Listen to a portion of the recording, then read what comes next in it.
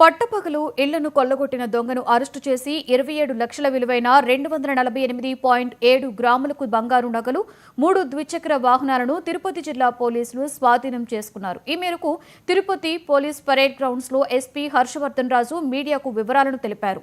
నెల్లూరు జిల్లా బోడిగాడి తోటకు చెందిన సునీల్ పై 37 కేసులు ఉండగా 9 కేసుల్లో రికవరీ చేసినట్లుగా ఎస్పీ చెప్పారు.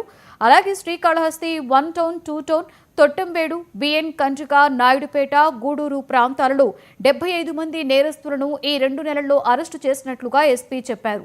వారి నుండి 1,10,00,000 విలువైన వస్తువులను రికవరీ చేశారని, ఇంటి నుండి బయటకు వెళ్తే వారు LHMS కెమెరాలు ఉపయోగించుకోవాలని జిల్లా ప్రజలకు ఎస్పీ హర్షవర్ధన్ రాజు సూచించారు.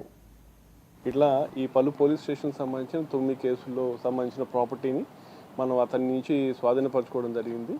ఈ 248 గ్రాములు అంటే దాదాపు మనకు 28 లక్షల రూపాయల విలువ కలిగినటువంటి ఈ ప్రాపర్టీ. సో నిజంగా ఇది చాలా మంచి వర్క్. ఇతను 2 జిల్లాల్లో అంతర్ జిల్లా అఫెండర్ కాబట్టి మన టీం ఏదైతే క్రైమ్ టీం ఏదైతే ఉందో ఇంత మంచి విశేష ప్రతిభ చూపించి ఇతను పట్టుకున్నందుకు మా కాళహస్తి డిఎస్పీ గారిని, కాళహస్తి 1 టౌన్ ఇన్స్పెక్టర్ని, వాళ్ళ టీం అందరినీ కూడా ప్రత్యేకంగా అభినందిస్తున్నాను.